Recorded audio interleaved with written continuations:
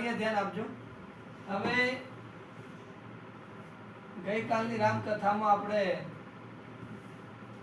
જે છેલ્લું કાંડ છે કિષ્કિંધા કાંડ એ પૂર્ણ કર્યો અને આજે સુંદર કાંડની શરૂઆત થાય છે.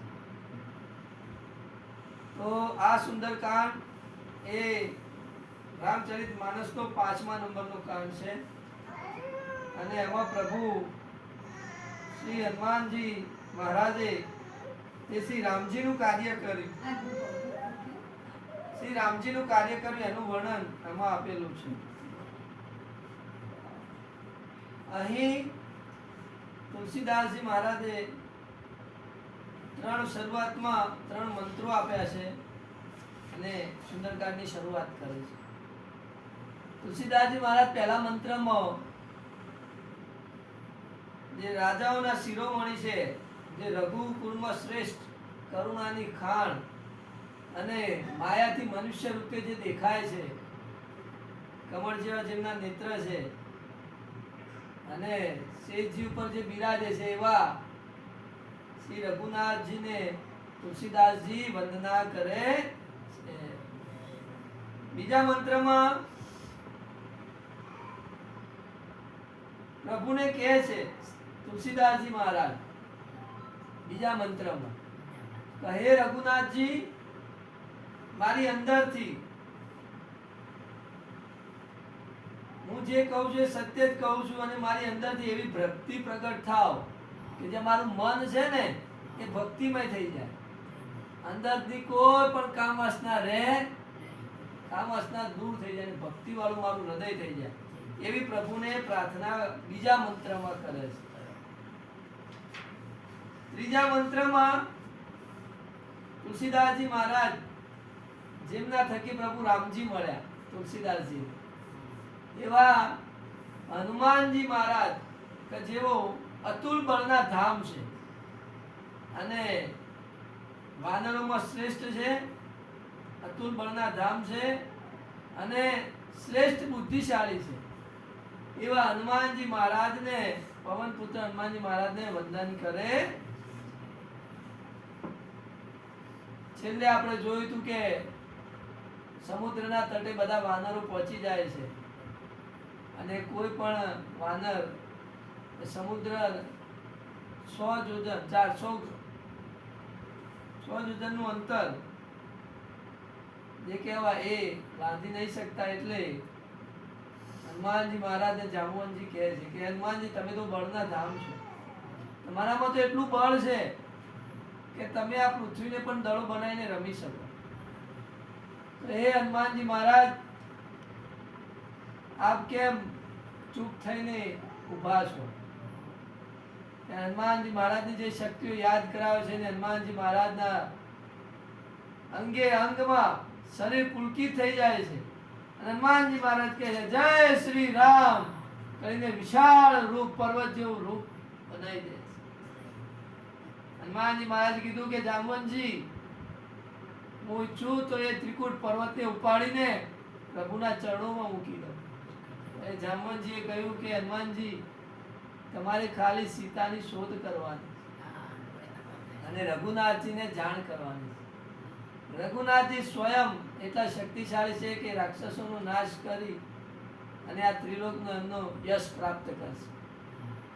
હનુમાનજી મહારાજે એમની આજ્ઞાની માથે ચડાવી અને હવે સીતાજીની શોધ માટે સમુદ્ર લાંઘવા તૈયાર થાય છે. જાંબુવનજીના સુંદર વચન હનુમાનજીના હૃદયને ખૂબ ગમે. હનુમાનજી મહારાજે કીધું બધા વાનરોને કે તમે દુઃખ વેઠીને ફળ ખાજો અને અહીં જ રહેજો, જતા નહીં. હું સીતાજીની શોધ કરીને પાછો આવું. બધા વાનરોને કીધું તમારે પાછું નથી જવાનું રઘુનાથજી જોડે, તમે હાલ અહીંયા જ બેસજો, થોડા દાડા દુઃખ વેઠજો, બને એમ વહેલો સીતાજીની ખોજ કરી સીતાજીને મળીને પાછો આવું. હનુમાનજી મહારાજે જ્યાં સુધી હું પાછો ના આવું ત્યાં સુધી તમે અહીં રહેજો. કાર્ય અવશ્ય થશે, મારું મન અતિ પ્રસન્ન છે. શીશ નમાવી બધા જ વાનરોને શીશ નમાવ્યા હનુમાનજી, અને હૃદયમાં રઘુનાથજીને ધારણ કર્યા. જો પ્રભુનું કોઈ કાર્ય કરવા નીકળે તો પ્રભુને હૃદયમાં ધારણ કરી લઈએ. રઘુનાથજીને હૃદયમાં ધારણ કર્યા ને હરખાઈને બોલ્યા, હરખાઈને ચાલે. હનુમાનજી એક સુંદર પર્વત હતો સમુદ્ર કિનારે, એના ઉપર ચડી ગયા અને હનુમાનજીએ રઘુવીરનું સ્મરણ કર્યું, જય શ્રી રામ અને કહીને તેઓ જોરથી પર્વત ઉપરથી અવકાશમાં કૂદ્યા અને એમના પગને ઠેસથી જે પર્વત હતો એ પણ પાતાળમાં જતો. હનુમાનજી મહારાજનું આટલું બળ હતું કે એમના પગના જે ઠેસથી એ જે પર્વત ઉપર ઉભા હતા એ પર્વત પાતાળની અંદર જતો રહ્યો. અને હનુમાનજી હવે સમુદ્ર તરફ ઉડવા લાગ્યા. સમુદ્રમાં હનુમાનજી મહારાજ જતા હતા એટલે વચ્ચે એક પર્વત બહાર આવ્યો. એ પર્વતનું નામ હતું મેનાક પર્વત. અને એ મેનાક રઘુનાથજી શ્રી રામજીના ભક્ત હતા અને એમને કહ્યું કે કોઈ રઘુનાથજીનો દૂત જઈ રહ્યો છે પ્રભુના કાર્ય. એ પર્વતે હનુમાનજી મહારાજને પ્રાર્થના કરી કે હનુમાનજી મહારાજ, તમે મારા પર્વત ઉપર થોડો આરામ કરો, બરાબર, જેથી મારા પર્વત ઉપર આપના પગલાથી હું પણ ધન્ય થઈ. ત્યારે હનુમાનજીએ કીધું કે મેં રામજીનું કાર્ય હાથમાં લીધેલું છે. રામજીના કાર્યમાં આરામ કેવો? રામજીના કાર્યમાં હું આરામ, જ્યાં સુધી કાર્ય ન પતે ત્યાં સુધી હું આરામ કરી શકું.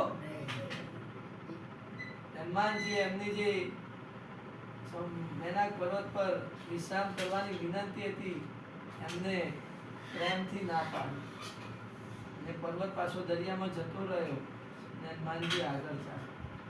હનુમાનજીએ પર્વતને હાથથી સ્પર્શ કર્યો અને પ્રણામ કરી રામચંદ્રજીના કાર્ય વિના વિશ્રામ ક્યાં એમ કરીને આગળ. હવે જ્યારે હનુમાનજી લંકામાં જઈ રહ્યા હતા સમુદ્રમાં, ત્યારે દેવોને ચિંતા થઈ. દેવોને ચિંતા એ થઈ કે આ રાક્ષસો અતિ શક્તિશાળી છે અને એ શક્તિશાળી છે તો હનુમાનજીમાં પણ એટલું બળ અને બુદ્ધિ હોવી જોઈએ કે આ રાક્ષસોને જીતી શકાય એમ નથી. ત્યારે દેવોને એમ થયું કે લાવો હનુમાનજીની પરીક્ષા કરી. એટલે એક દરિયામાંથી એક સુરસા કરીને એક સર્પોની માતા જે હતી, એ રાક્ષસોના જેવું રૂપ હતું એમ, એ સુરસા કરીને નીકળ્યા અને હનુમાનજી મહારાજ એમના સમુદ્રમાં ઉતરતા એટલે એ વચ્ચે ઉભા રહ્યા. હનુમાનજી કીધું કે માતા, મારો રસ્તો છોડો, હું પ્રભુના કાર્ય માટે જઈ રહ્યો છું. ત્યારે માતાએ એમ કહ્યું કે આજે મને દેવોએ ખૂબ સરસ ભોજન આપ્યું છે. હનુમાનજી મહારાજે કીધું, હે માતા, તમે તો મારા માતા સમાન છો. હું રઘુનાથજીનું કાર્ય કરવા નીકળ્યો છું, સીતાજીની શોધ કરવા નીકળ્યો છું. હું લંકામાં જઈ સીતાજીને મળી અને એ સમાચાર રામજીને પહોંચાડીને આવું, પછી તમે મને ખાઈ લેજો. એટલે ખૂબ જ હનુમાનજી મહારાજે વિનંતી કરી પણ સુરસા માન્યા કે ના, હું તો તમને ખાવાની, કે જેના રસ્તામાં હું ઊભી થઈ જાઉં એ મારાથી આગળ જઈ શકે નહીં. કેમ કે બ્રહ્માજીએ મને વરદાન આપ્યું છે, બ્રહ્માજીનું વરદાન ખોટું થઈ જાય. ત્યારે હનુમાનજી મહારાજે કીધું કે હે માતા, તમે મુખ તમારું ખોલો, હું તમારા મુખમાં આવું છું. અને હનુમાનજી મહારાજે અહીં યોજન જેટલું મુખ મોટું કર્યું. એક યોજન એટલે 4 ગૌ. 4 ગૌ જેટલું સુરસાએ મુખ મોટું કર્યું. ત્યારે હનુમાનજી મહારાજે 8 યોજન 8 ગૌ જેટલું મોટું શરીર મોટું કર્યું. માતા જેમ મુખ ખોલે છે એમ શરીર હનુમાનજી બમણું મોટું કરે છે.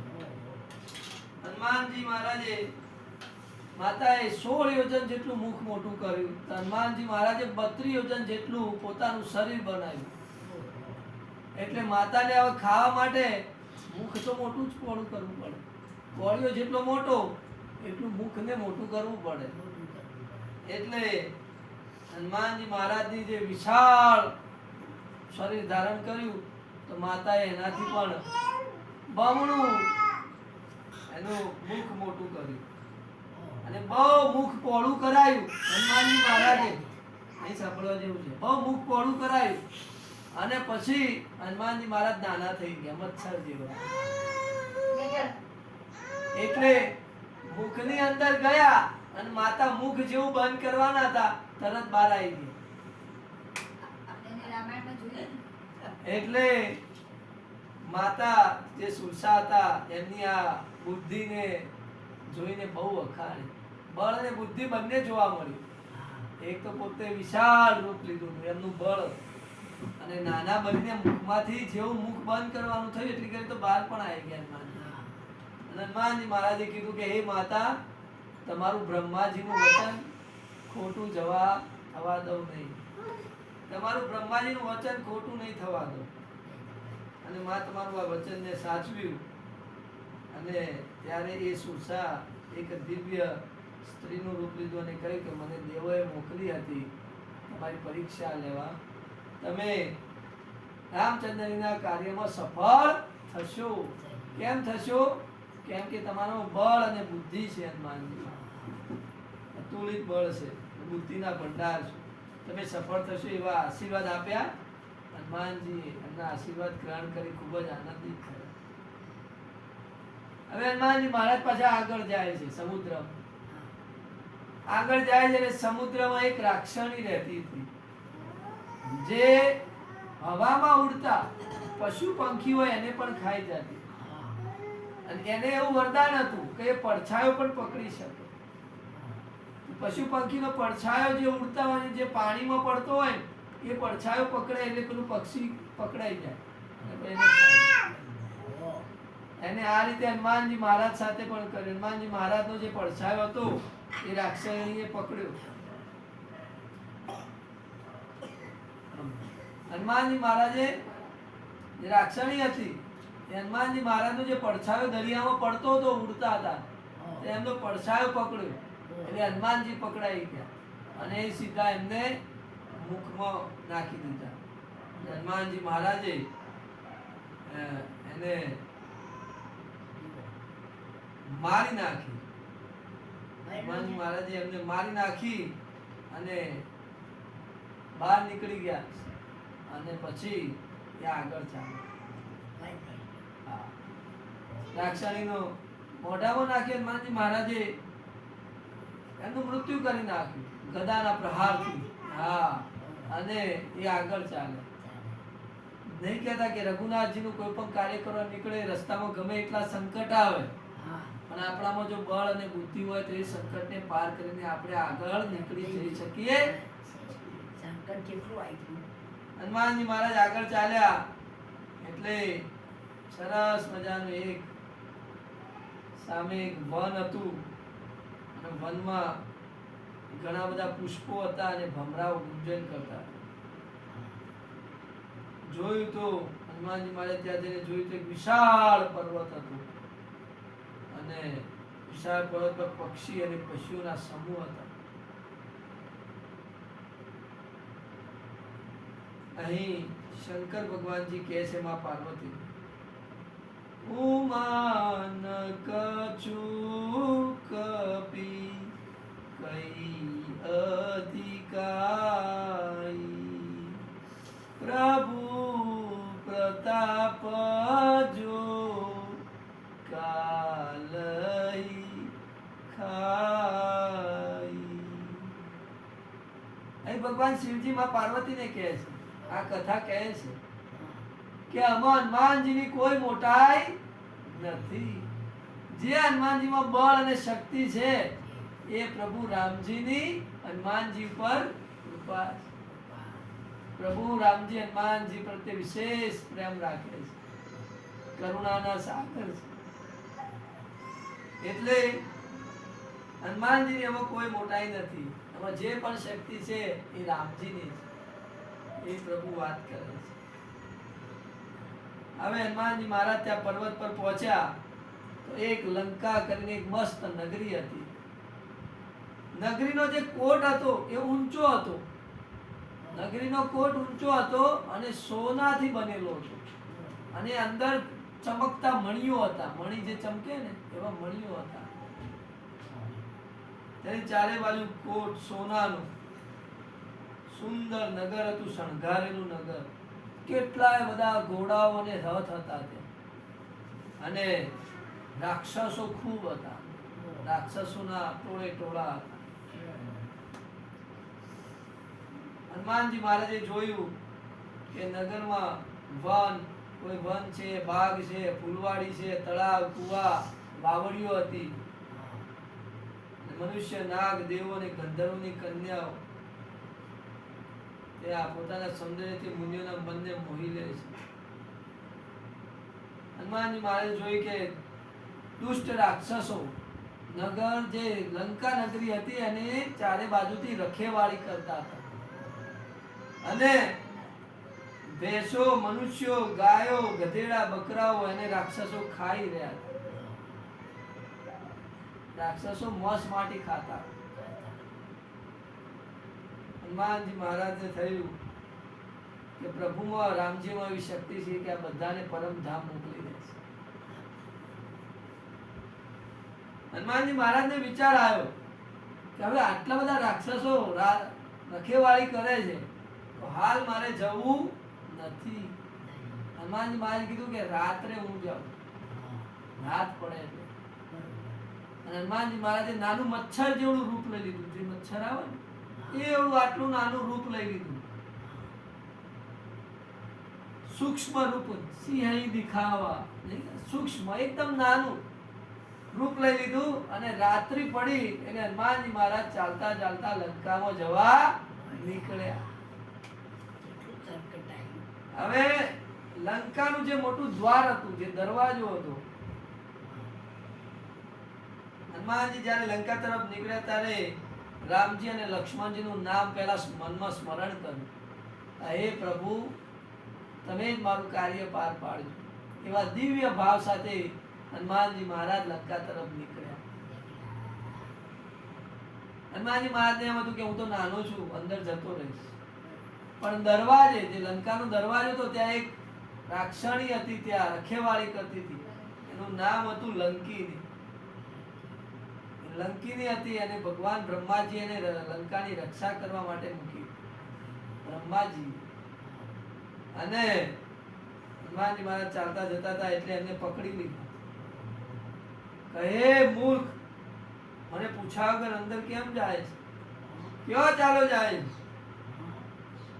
અરે હનુમાનજી મહારાજે કીધું કે મારે તો લંકા નગરી જોવી છે.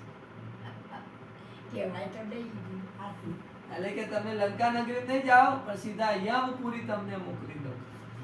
અને લંકીની હનુમાનજી મહારાજ ઉપર પ્રહાર કરે છે, પણ હનુમાનજી મહારાજ ત્યારે વિશાળ રૂપ ધારણ કરે છે, અને જે હાથમાં ગદા પકડી છે એ હાથથી અને મોઢા ઉપર મુષ્ટિકા પ્રહાર કરે છે, અને લંકેનીને અહીંયા મુષ્ટિકા પ્રહારથી નીચે પડી જાય છે, અને એને લોહી નીકળવા માંડે છે. અને જ્યારે લોહી નીકળે ત્યારે એને બ્રહ્માજીનું વરદાન યાદ આવે છે કે બ્રહ્માજીએ જ્યારે રાવણને વરદાન આપ્યું હતું, અને બ્રહ્માજી ત્યાં લંકાથી નીકળ્યા ત્યારે લંકિનીને કહી ગયા હતા કે ભાઈ, એમને એવું કહ્યું હતું કે જ્યારે કોઈ વાનર આવે અને એનાથી તમને વ્યાકુળ થઈ જાવ, તમને મારે, ત્યારે સમજજો કે હવે રાક્ષસોનો નાશ નજીક આવ્યો. એવું કઈ ગયા હતા બ્રહ્માજી. કોને? લંકિનીને, એ રાક્ષણીને કઈ ગયા હતા. એટલે રાક્ષણી હનુમાનજી મહારાજને વંદન કરે છે અને કહે છે કે હે રામચંદ્રજીના દૂત, તમે જાઓ લંકાની અંદર અને તમારું કાર્ય સિદ્ધ કરો. અને લંકિની ત્યાંથી જતી. અહીં કહેવાય છે કે સ્વર્ગ અને મોક્ષના સર્વ સુખોને ત્રાજવાના એક પલ્લામાં મૂકીએ તો જે મોક્ષનું જે સુખ છે તે સુખની બરાબર નથી થઈ શકતું જે સત્સંગથી થાય. સ્વર્ગમાં જે સુખ મળે છે, મોક્ષના સર્વ કાર્યો સુખો ને મોક્ષનું જે સુખ મળે છે એના કરતા સારું સુખ છે સત્સંગ. એક બાજુ સત્સંગ હોય અને એક બાજુ મોક્ષ અને સ્વર્ગનું સુખ મૂક્યું હોય તો સૌથી વધારે સુખ કોનું છે? સત્સંગનું છે, ભગવાનનું વાર્તાઓનું કથનનું છે. રાજા રઘુનાથજીને હૃદયમાં રાખીને હનુમાનજી નગરમાં પ્રવેશ કર્યો. હવે હનુમાનજી અંદર તો ગયા લંકાની અંદર અને એકદમ નાનું રૂપ લઈ લીધું. હવે હનુમાનજી મહારાજ દરેક મહેલમાં ફરે છે, સીતાજી મૈયાને શોધે છે, ક્યાંય સીતા મૈયાનો પત્તો લાગતો. હનુમાનજી નગરમાં અસંખ્ય યોદ્ધા જોયા, ઘણા બધા યોદ્ધાઓ, ઘણા બધા સૈનિકો હતા. અને હનુમાનજી મહારાજ ત્યાં પણ ગયા જો રાવણ સૂતો હતો, પણ ત્યાં પણ સીતા મૈયા હતા એ જગ્યાએ. હનુમાનજીને થયું કે હવે સીતા મૈયાને ક્યાં શોધ. પણ લંકાની અંદર હનુમાનજીની એક જગ્યાએ નજર પડે છે કે એક મહેલ હતો, ત્યાં પ્રભુના જે વિષ્ણુ ભગવાનનું શંખ અને ચક્રનું નિશાની હતી અને એક મંદિર હતું અને મંદિરની બહાર તુલસીનું છોડ હતું. હનુમાનજી મહારાજને થઈ ગયું કે આ તુલસી છે, મંદિર છે અને આ ભગવાનના જે નિશાનીઓ છે એમના ધનુષ અને બાણના ચિહ્નો હતા તેની નિશાનીઓ છે, એનો મતલબ કે આ કોઈ ભગત લાગે છે. અને હનુમાનજીને થયું કે લંકામાં ભગત કોણ? લંકામાં તો બધા રાક્ષસો છે, પણ આ એક મહેલ અલગ પડે છે. એટલે હનુમાનજી મહારાજને એમ થયું કે હવે બીજા કોઈ રાક્ષસોને તો પૂછાય નહીં, પણ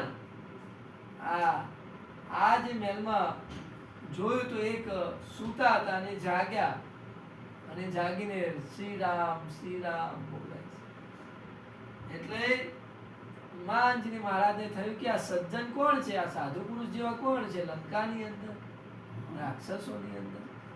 એટલે હનુમાનજી મહારાજે બ્રાહ્મણનું રૂપ લીધું અને એમના મહેલ આગળ ગયા અને બોલ્યા જય શ્રી રામ, જય શ્રી રામ. અને આ અવાજ જ્યારે સાંભળ્યો, જે અંદર મહેલની અંદર જે સજ્જન સાધુ પુરુષ હતા એ બહાર આવે કે શ્રીરામ કોણ બોલે છે લંકાની. અને આવીને એમને પ્રણામ કરે છે કે તમે રામ નામનું સ્મરણ કરો છો. મને એવું લાગે છે કે તમે કોઈ હરિભક્ત છો અથવા કોઈ દેવતા છો અથવા શ્રી રામજીને કોઈ તમે પ્રેમ કરનારા છો. બરાબર. ત્યારે હનુમાનજી મહારાજ પૂછે છે કે આ લંકાની અંદર તમે કોણ છો? અહીંયા તો બધા રાક્ષસો છે. એટલે એમને કહ્યું કે હું રાવણનો ભાઈ વિભીષણ છું. રાવણનો ભાઈ વિભીષણ છું અને હું રામજીનો ભક્ત છું. ત્યારે હનુમાનજી મહારાજ એમની વાત જાણી ખૂબ જ આનંદિત થયા. પણ વિભીષણજીએ પૂછ્યું કે આપ કોણ છો? ત્યારે હનુમાનજી એમને બધી વાત કરી. હનુમાનજીને થયું કે અમને વાત કરવામાં વાંધો નથી. કેમ? એમ કે રામજીનો ભક્ત છે એટલે એમના પર વિશ્વાસ રખાય. બીજા કોઈને કહે તો જઈને રાવણને કહી દે. અને હનુમાનજી મહારાજ તો કેમ નાનું રૂપ લઈને ફરતા હતા લંકામાં? સીતાજીની શોધ કરવાની, એટલે કોઈને ખબર ના પડે. બાકી હનુમાનજી મહારાજમાં એટલી તાકાત હતી બધાને મારી નાખે. પણ એમને તો જામવંતજીને શું કીધું હતું કે તમારે સીતાની ખોજ કરીને પાછા આવવાનો, એવું રામજી પણ કીધું. એટલે હનુમાનજી મહારાજે કીધું કે હું રામચંદ્રજીની જે ભાર્યા પત્ની છે એને રાવણ ઉઠાવી લાવ્યો છે અને એની શોધ માટે આવ્યો છે. ત્યારે વિભીષણ મહારાજે કીધું, જ્યારે રામજીની કથા સંભળાવી ત્યારે બંનેના શરીર પુલકિત થઈ ગયા, આનંદિત થઈ ગયા. વિભીષણનું શરીર અને હનુમાનજી મહારાજનું શરીર ભગવાનની કથા આખી કીધી, બંને પ્રેમ ભાવુક થઈ ગયા અને શ્રી રામજીના ગુણ સમૂહનું સ્મરણ કરીને મગ્ન થઈ ગયા. વિભીષણજી કહે છે કે હે પવનપુત્ર, સાંભળો તમે કે હું અહીંયા દાંતોની વચ્ચે જેમ જીભ રહે છે ને એમ અહીંયા રહું છું. આ લંકા નગરીમાં બધા રાક્ષસો છે, પ્રાણીઓ ખાનારા છે, બધા પાપી છે ને બધા વચ્ચે એ બધા દાંત જેવા છે અને હું જીભ છું. જેમ દાંતની વચ્ચે જીભ રહે છે ને એમ હું આ બધા સંકટમાં રહું. હું કોઈ રાક્ષસો જોડે બેસતો નથી, હું ભજન કરું છું ભગવાનનું અને ભગવાનને પ્રાર્થના કરું છું કે પ્રભુ મારા પર દયા કરે. હું એવી રાહ જોઉં છું કે પ્રભુ મારા પર ક્યારે કૃપા કરશે. અને હવે મને એવું લાગે છે કે તમે રામજીના દૂત છો અને અહીંયા આયા છો અને મને વિના કારણે તમે દર્શન દીધા છે, એટલે એવું લાગે છે કે હવે રામજી મારા પર કૃપા કરશે, રઘુનાથજી મારા પર કૃપા કરશે એવો મને વિશ્વાસ થઈ ગયો છે. એવું વિભીષણને એવું થયું.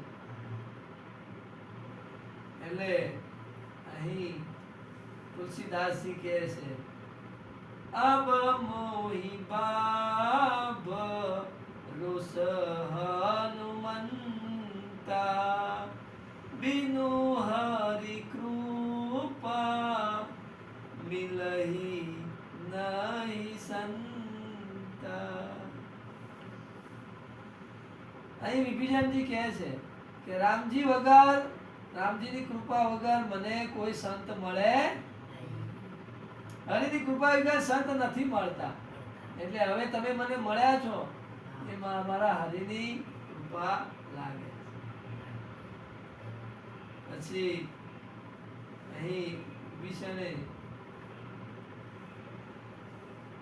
વિભીષણજીએ હનુમાનજી મહારાજે વિભીષણને કીધું કે સાંભળો વિભીષણજી, પ્રભુની આ રીત છે કે તેઓ સેવક પર સદાય પ્રેમ કરે છે, એમના સેવકો પર સદાય પ્રેમ કરે છે.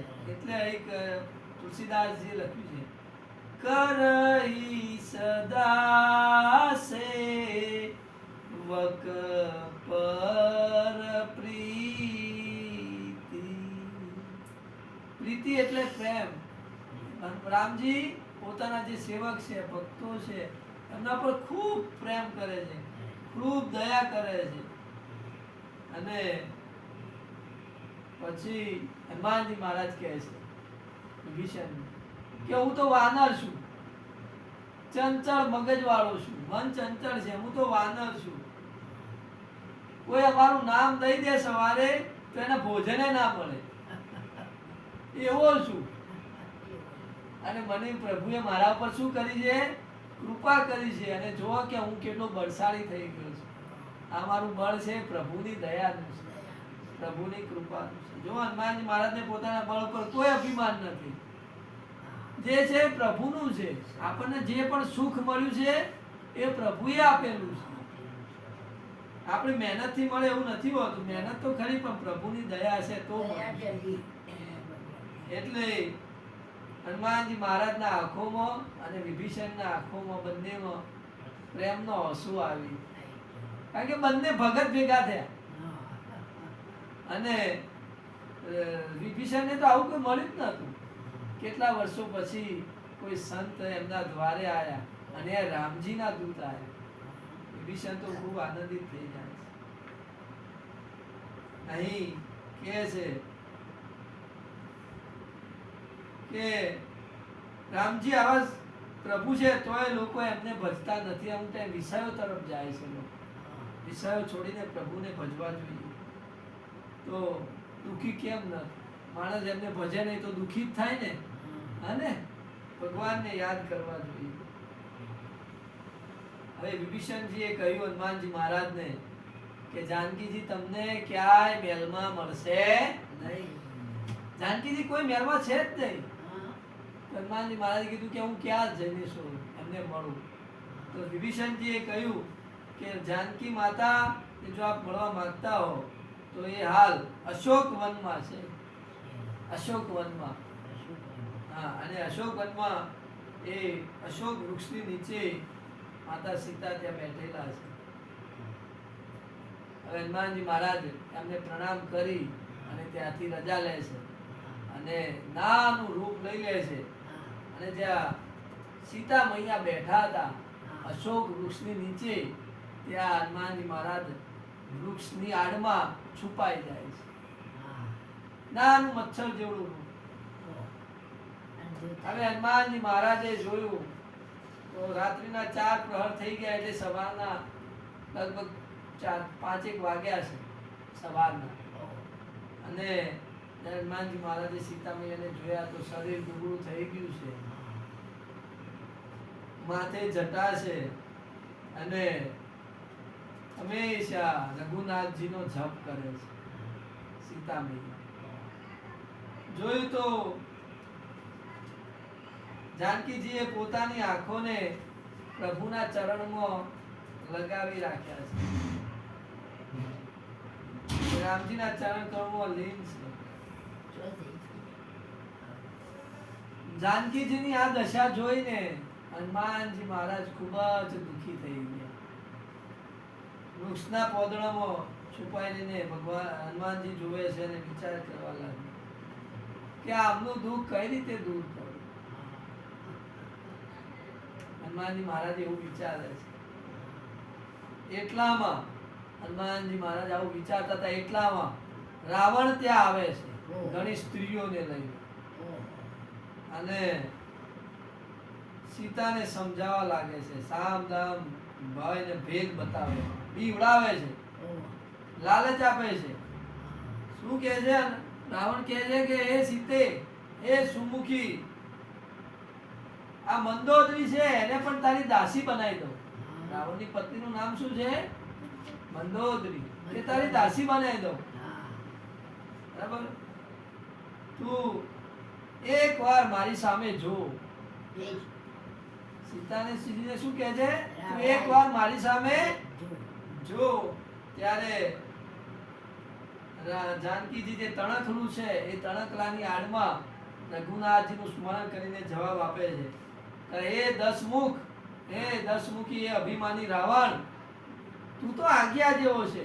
તારો પ્રકાશ તો આજ્ઞા જેવો છે. આજ્ઞાનો કેવો પ્રકાશ હોય? આટલો હોય ને. હા. અને કે મારા જે ભરથાર છે રઘુવીર એ તો સૂર્ય સમાન છે. ક્યાં સૂર્ય ને ક્યાં આજ્ઞા? એ દુષ્ટ, તને રઘુવીરના બાણની ખબર નથી. એક બાણમાં તારો નાશ કરી નાખશે. તું મને એકાંતમાં હરી લાવ્યો. હે અધમી અધમ, હે નિર્લજ્જ, તને વાત કરતા લાજ નથી આવતી. આ સીતે બોલે છે. અને જ્યારે રાવણની માં સીતે આવો જવાબ આપે છે ત્યારે રાવણ ખૂબ જ ગુસ્સે ભરાઈ જાય છે અને કહે છે કે સીતા, તે મારું અપમાન કર્યું. રાવણના હાથમાં એક કૃપાણ હોય છે, તલવાર જે કહીએ, કે આ કૃપાણથી હું તારું મૃત્યુ કરી નાખીશ. અને પોતે સીતાને મળવા માટે પોતાની ભુજા ઉઠાવે છે ત્યારે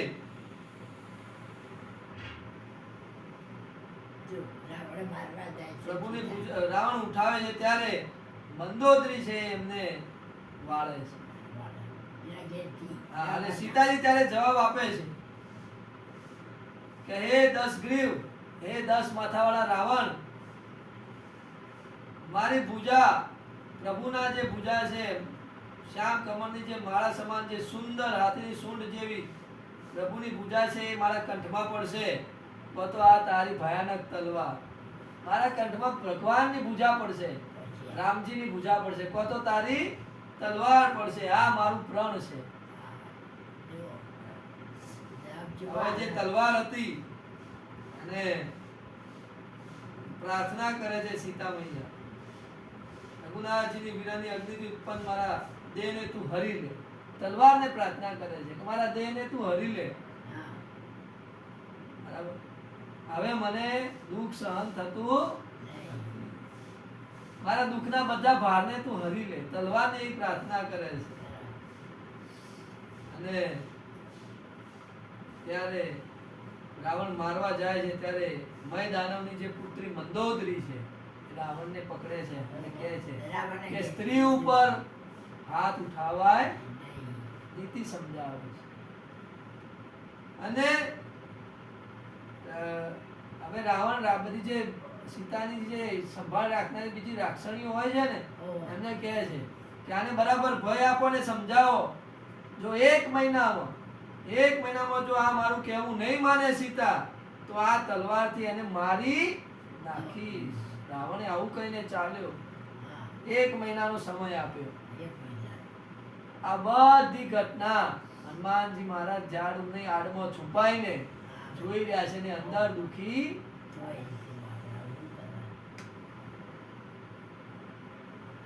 હવે બધી રાક્ષણીઓ સીતાજીને બીવડાવવા લાગી. ત્યારે એ રાક્ષણીઓમાં સૌથી મોટી એક રાક્ષણી હતી, એનું નામ હતું ત્રિજટા. રાક્ષણીનું નામ હતું ત્રિજટા. એ સારી હતી. સીતા એને માતા કહીને બોલાવતી. એ ત્રિજટા હતી, એને રામજીના ચરણોમાં એને પ્રેમ હતો. અને બધી રાક્ષણીઓ જ્યારે બીવડાવતી હતી સીતા મૈયાને ત્યારે બધી બોલાવીને કીધું એને કે રાક્ષણીઓ તમે સાંભળો, મને એક સ્વપ્ન આવ્યું. એ સ્વપ્નમાં એક વાનર આવ્યો. એક વાનર લંકામાં આવ્યો અને આખી લંકાને બાળી નાખી એને, અને આખી બધી સેનાને મારી નાખી. અને રાવણને તો ગધેડા પર બેઠેલો જોયો મેં સપનામાં, અને માથા મુંડાવેલા જોયા, અને એની બધી ભુજાઓ જે હતી 20 ભુજાઓ બધી કપાયેલી હતી. એવું કે મને સપનું આવ્યું. અને રાવણ તો યમપુરી મુની દિશામાં જઈ રહ્યો હતો. અને વિભીષણ હતા એ રાજા બન્યા. એટલે આ નગરમાં હવે એવું લાગે છે કે શ્રી રામચંદ્રજી અહીંયા આવશે, તમે સીતાને હેરાન ન કરો. એ બધી સીતાજીને આની વાતને સત્ય જાણી બધી રાક્ષણીઓ ડરી ગઈ અને જાનકીજીના ચરણે પડી. સીતા મૈયાના ચરણે પડી કે માતાજી અમને માફ કર દો. રાવણ કહે છે એટલે અમે તમને બીવડાવીએ છીએ. હવે સીતાજી મનમાં વિચાર કરે છે કે 1 મહિનો જતો રહેશે પછી આ નીચ રાક્ષસ રાવણ મને મારી. હવે સીતા મૈયાએ ત્રિજટાને કીધું કે તમે મને અગ્નિ લાવી આપો, તો હું આ શરીરને અગ્નિમાં મારા નાખી અને આ શરીરનો ત્યાગ કરી દઉં. હવે મને વિરહ સહન થતો નથી. મને આગ ચોપી દો, લાકડો લાવીને મને ચિતા બનાવી આપો. એટલે ત્રિજટા કહે છે કે હવે મને રાવણની વાણી કાનોથી સાંભળી શકાતી નથી. રાવણને મને જોવે નથી ગમતું, વાણી સાંભળવી પણ મને નથી ગમતું. ત્યારે ત્રિજટા સીતાજીના ચરણે પડ્યા અને સમજાવ્યા કે તમે પ્રભુનો રઘુનાથજી બહુ બળવાન છે, બરાબર છે, તમે રાતના સમય તમને આગ નહીં મળે.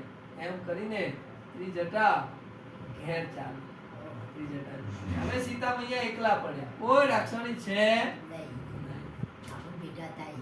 હવે સીતા મૈયાને એવું થયું કે વિધાતા જ મારો વિપરીત છે. નથી મને આગ મળતી, નથી મારી પીડા મટતી. હવે અશોક વૃક્ષને પ્રાર્થના કરે છે. અશોક વૃક્ષ, અશોક નો અર્થ શું? શોક એટલે દુઃખ, અશોક એટલે જેને દુઃખ નથી એ અશોક. કોઈ શોક જ નથી, કોઈને બધું દુઃખ જતું રહે, એનું નામ અશોક. અશોક વૃક્ષને પ્રાર્થના કરે છે અને કહે છે કે હે અશોક વૃક્ષ, મારી વિનંતી સાંભળ, મારો બધો શોક હરી લે અને મને અશોક નામ સાર્થક, બધું જ મારું દુઃખ લઈ લે તું. એવી ઝાડને પ્રાર્થના કરે છે. અને ત્યારે હનુમાનજી મહારાજ જ્યારે આ સીતાનું દુઃખ જોવે છે ત્યારે આ સમય એમને કલ્પ સમાન વીત્યો. કલ્પ સમાન એટલે જ્યારે દુઃખ આવે ને તો એક એક મિનિટ જાય નહીં. સુખમાં દાડા જતા રહે પણ દુઃખમાં એક એક મિનિટ છે ને એક એક દાડા જેવી લાગે. એટલે કહે છે કે દુઃખમાં દિવસ પસાર થાય નહીં. હવે હનુમાનજી મહારાજે થયું કે હવે સીતાજીનું મને દુઃખ દૂર કરવા, એટલે પહેલી એમને સીતાજીના ખોળામાં એક વીંટી નાખી. રઘુનાથજીએ વીંટી આપી હતી અને સીતા મૈયાએ જ્યારે વીંટી જોઈ ત્યારે હરખાઈ ગયા અને હાથમાં લીધી. જોયું તો આ તો રામ નામ લખેલી, આ તો મારા રઘુનાથજીની વીંટી છે, એ અહીંયા કઈ રીતે આવી? એ આશ્ચર્યચકિત થઈ ગયા. એમને બે થયું, એક આનંદ થયો ને વિષાદ થયો. શું થયો આનંદ? એક તો વીંટી જોઈને તો આનંદ થયો, પણ વિષાદ એ થયો કે આ વીંટી કોઈ માયાથી બનાવી શકાય એવી, બીજી વીંટી બનાવે એવી હતી જ નહીં. અને રામજીની વીંટી તો રામજીને તો કોણ કોઈ જીતી શકે એવું જ નથી. તો આ વીંટી આવી ક્યાંથી એમ એ પ્રકારના વિચાર કરી રહ્યા હતા. ત્યારે હનુમાનજી મહારાજે પહેલા તો વિશ્વાસ આપવો પડે ને. હનુમાનજી મહારાજ સીધા સીતા મૈયાની સામે જાય અને કહે કે હું રામજીનો દૂત છું. તો સીતા મૈયા વિશ્વાસ કરે ના કરે. નિશાની આપી. હા, એટલે વેંટી જોઈ અને સીતાજીને મનમાં આશ્ચર્ય થયું અને હવે હનુમાનજી મહારાજ મધુર વાત કરવા માંડ્યા. શું? રામ કથા કરવા માંડ્યા, રામજીના ગુણો ગાવા માંડ્યા. હનુમાનજી મહારાજ કહે છે કે દશરથના પુત્ર છે, કમળ જેવી આંખો છે, પિતાનું વચન પાળવા વનમાં આવ્યા. વનમાં એમની સીતા એમની ભાર્યા પત્નીને રાવણ લઈ ગયો.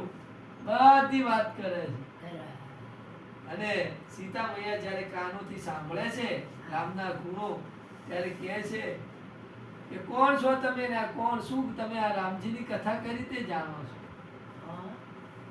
અને તમે મને દેખાતા નથી. સીતાજી રામના ગુણોનું વર્ણન સાંભળ્યું ત્યારે બધું દુઃખ જતું રહ્યું. કાન અને મન લગાવીને સીતા સાંભળવા માંડ્યા અને હનુમાનજી કથા ભણવા લાગ્યા. બધી કથા સંભળાવી દીધી.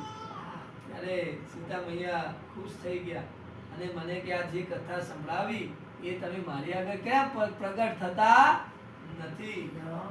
ત્યારે હનુમાનજી આટલું નાનું રૂપ લઈને સીતા મૈયા આગળ આવ્યા. ત્યારે સીતા મૈયાએ પીઠ ફેરવી દીધી.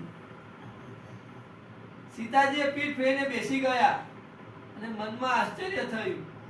ત્યારે હનુમાનજી મહારાજ બોલ્યા કે હે માતા જાનકી, હું રામજીનો દૂત છું, જે કરુણા નિધાન છે. હે માતા, એ રઘુનાથજીએ તો મને આ વીંટી આપી છે, રામજી આપના મને આ નિશાની આપી છે. અરે સીતા મૈયા કે રામજી તો મનુષ્ય છે અને તમે તો વાનર છો. આ મનુષ્ય ને વાનર નો સંગ કઈ રીતે થયો? ત્યારે હનુમાનજી બધી કથા સંભળાવી કે રામજી ફરતા ફરતા આવ્યા હતા અને ઋષ્યમુખ પર્વત પર હું એમને લેવા ગયો હતો અને સુગ્રીવ વાનર છે એમની સાથે દોસ્તી કરાવી અને હવે બધા વાનરો રામજીની આપની શોધમાં ફરીએ છીએ ને હું અહીંયા આવ્યો છું. સીતાજી એમની વાણી સાંભળી ત્યારે એમને સીતાજીને પૂર્ણ વિશ્વાસ થઈ ગયો કે હવે આ રામજીના દૂત.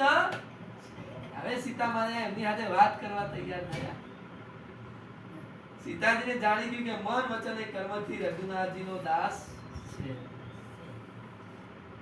કથા કીધી કે યણ તો વિશ્વાસ બેહી ગયો બેટી. હવે સીતાજીના જ્યારે ખબર પડી કે રામજીના દૂત છે ત્યારે એમની આંખો ભરાઈ ગઈ અને શરીર એકદમ પુલકિત થઈ ગયું, વિરહમાં ડૂબી ગયા. રામજીએ કીધું, સીતા મૈયાએ કીધું, પહેલા શું બોલ્યો? નાના ભાઈ લક્ષ્મણ હા સહિત અને ખરના શત્રુ પ્રભુ શ્રી રામજી હા મંગળ તો છે ને, મજામાં તો છે. ત્યારે હનુમાનજીએ એમની મજામાં તો છે એવું કહ્યું. ત્યારે સીતા મૈયાએ કીધું કે કયા કારણે મને આવી રીતે છોડી દીધી, હા કયા કારણે નિષ્ઠુરતા ધારણ કરી લીધી હા. રામજીએ. હા ત્યારે હનુમાનજી કહે છે, શું કહે છે? સજબાની સેવક સુખદાયક કબહુ કસૂરતી કરત રઘુનાયક. હનુમાનજી મહારાજ કહે છે કે સેવકને સુખ આપવું એ તો પ્રભુનો સ્વભાવ છે. હા ને રઘુનાથજી શું કદી મને યાદ કરે છે? હા સીતા મૈયા કહે છે કે રઘુનાથજી મને ક્યારે યાદ કરે છે? હા હું એ જ વિચારું છું કે ક્યારે અમને જોવું અને મારી આંખોમાં શીતળતા આવે. મને ક્યારે જોવા મળશે કે નહીં રઘુનાથ? સીતા મૈયા આવું કહે છે. રડતા રડતા બોલે છે સીતા મૈયા અને કહે છે કે પ્રભુએ તો મને બિલકુલ ભૂલાવી દીધી. અને હનુમાનજી એમના વચનો સાંભળી અને કહે છે કે લક્ષ્મણજી સહિત પ્રભુ કુશળ છે અને મનમાં ગ્લાનિ ન કરશો, દુખી ન થશો. રામજીને હૃદયમાં તમારા માટે બમણો પ્રેમ છે.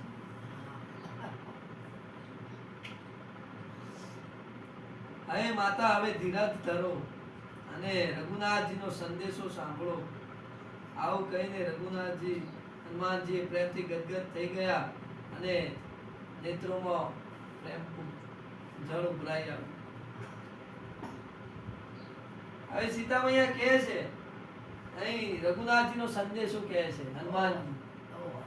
રામજીએ સંદેશો શું આપ્યો કે જ્યારથી મારા સીતાનો વિયોગ થયો છે ત્યારથી બધું પ્રતિકૂળ થઈ ગયું છે.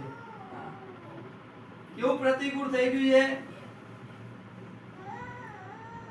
કે આ પોદળો જે કોમળ છે એ અગ્નિ જેવા લાગે છે. રાત્રિ કાળ રાત્રિ સમાન, ચંદ્ર છે એ સૂર્ય જેવો લાગે છે. કમળોના વન છે એ કોટાના જેવા લાગે છે, કોટાના વનના જેવા લાગે છે. અને આ વાયુ છે એ સાપના જેવો ઝેરી લાગે છે.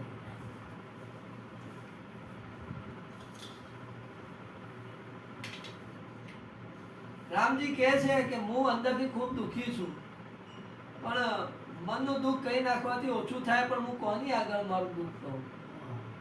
રામજી એવું કહે છે. એટલે કહે છે કે તમારા વગર મારું મન હંમેશા તમારામાં જ લાગેલું રહે. રામજીએ સંદેશો હનુમાનજી દ્વારા હનુમાનજી મહારાજ સીતા મૈયાને કહે છે. મન સદા તારી પાસે રહે છે. જ્યારે જાનકીજી આ વાત સાંભળી ત્યારે પોતે શરીરની સુધ ભૂલાવી દીધી અને હનુમાનજી મહારાજે કીધું કે હે માતા, તમે હવે ધીરજ રાખો, ધૈર્ય રાખો. સેવકોના સુખ આપનારા રામજીનું સ્મરણ કરો અને કાયરતા બધી મૂકી દો. હવે રામજી અહીંયા આવશે અને આ રાક્ષસોને મારી નાખશે અને તમને મુક્ત કરાવશે. હવે રાક્ષસો બળ્યા જ સમજો. જો શ્રી રામજીને તમારી જો જલ્દી ભાળ મળી હોત તો અહીંયા ક્યારના આવી ગયા હોત અને આ રાક્ષસોને મારીને તમને છોડાવ્યા હોત.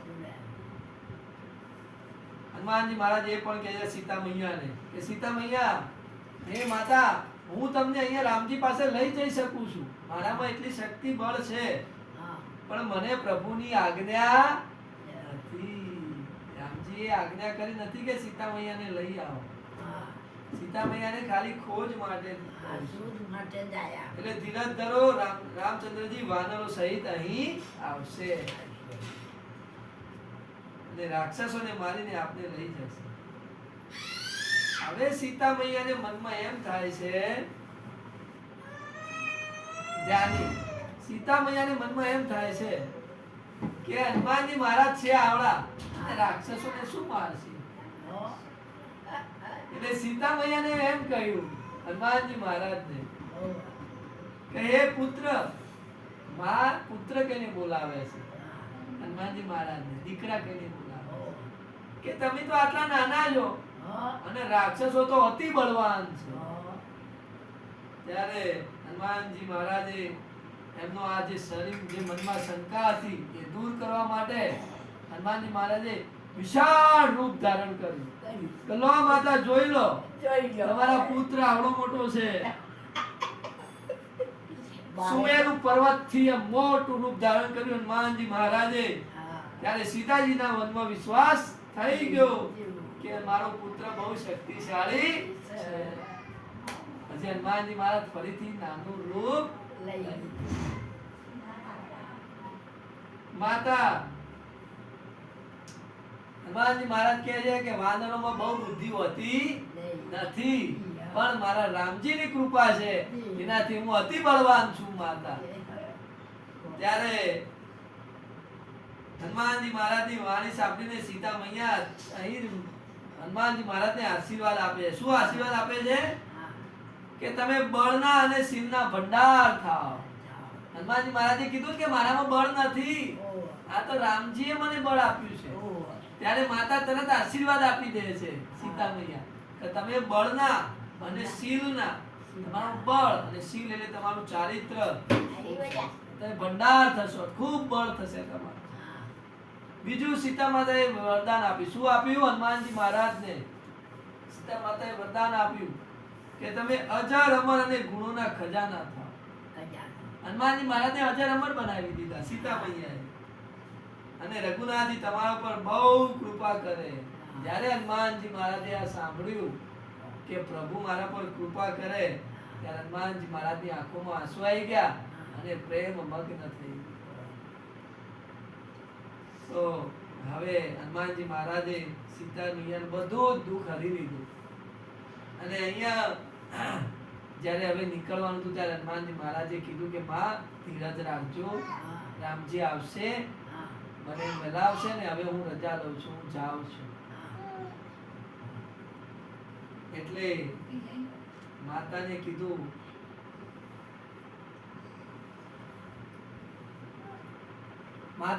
હનુમાનજી મહારાજે, માતા મને બહુ ભૂખ લાગી છે, હું 100 યોજન સમુદ્ર ઉપરથી ઉડીને આવ્યો, હવે મને ખૂબ જ ભૂખ લાગી છે.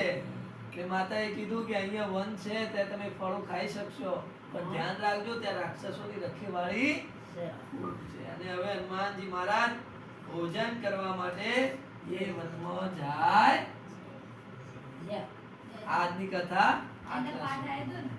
હરે રામ રામ રામ સીતા રામ રામ રામ, હરે રામ રામ રામ સીતા રામ રામ રામ, સીતા રામ રામ રામ સીતા રામ રામ રામ, સીતા રામ રામ રામ સીતા રામ રામ રામ, સીતા રામ રામ રામ સીતા રામ રામ રામ, સીતા રામ રામ રામ સીતા રામ રામ રામ, હરે રામ રામ રામ સીતા રામ રામ રામ, હરે રામ રામ રામ સીતા રામ રામ રામ, હરે રામ રામ રામ સીતા રામ રામ રામ.